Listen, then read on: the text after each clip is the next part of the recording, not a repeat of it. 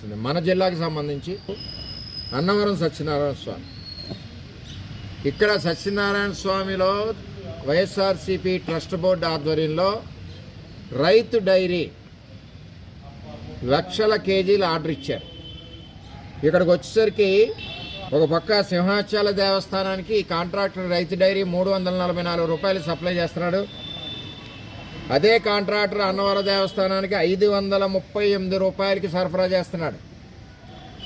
అంటే ఈ balance gap చూసుకుంటే సంవత్సరానికి 7 కోట్ల పైగా అధికారులకి ట్రస్ట్ బోర్డుకి ఈ నిధులు ముట్టాయి. అంటే సింహాచలం ఇంకా దూరం. ఇక్కడ 538 ఎందుకు ఇస్తున్నారు, సింహాచలంలో 344 ఇస్తున్నారన్న దాని మీద ఎంక్వైరీ నిగ్గు తేలాలి. రెండోది, దీని మీద ఏ విధమైన తనిఖీ సర్టిఫికెట్లు ఇప్పుడు వరకు అన్నవరం దేవస్థానంలో లేవు. నెయ్యిని తనిఖీ చేయడమే లేదు. మరి అదేవిధంగా పేరొందిన ల్యాబ్లో తనిఖీలు లేవు. ఏదైతే జిల్లా తనిఖీల కేంద్రం ఉందో వాళ్ళు పర్యవేక్షణ లేదు. కనీసం జిల్లా తనిఖీ కేంద్రాల కన్నా ఇన్ని లక్షల కేజీలు నెయ్యి వస్తుందో ఒకసారి తనిఖీ చేయమని అడిగిన నాదుడు లేడు. ఇక్కడ కూడా ప్రసాదం క్వాలిటీ పోయింది.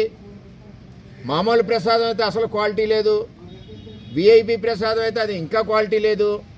ఇవన్నీ ఆలోచన చేస్తే ఇక్కడ నెయ్యిలో కూడా కల్తీ ఉందని చెప్పి తెలియజేస్తున్నాం. అంటే ఒక ఆవు నెయ్యి కావాలంటే ఒక 20 లీటర్ల పైచిలుకు మనకి పాలు కాస్త కానీ నెయ్యి రాదు. 20-23 లీటర్ పైచిలుకు. అదే దగ్గర 700 రూపాయలు అదే ఖరీదు అవుతుంటే ఏ విధంగా కల్తీ లేకుండా 538 రూపాయలకి రైతు డైరీ అన్నవాడు ఇస్తాడు. అలాగే సింహాచల దేవస్థానానికి 344 రూపాయలకి ఎందుకు మరి సరఫరా చేస్తాడు. ఇది జగన్మోహన్ రెడ్డి పరిపాలనలో జరిగినది. అదే కాంట్రాక్టులు వస్తున్నారు. 2-3 సంవత్సరాల నుంచి ఒకటే కాంట్రాక్టర్కి ఎలాగ టెండర్ వస్తుంది. అన్నిటికంటే ముఖ్యంగా టెండర్లు వేస్తున్నారు, కానీ ఒకే కాంట్రాక్టర్ అదే రైతు డైరీకి టెండర్ ఎందుకు వస్తుంది? దీని వెనకాల ఎవరున్నారు?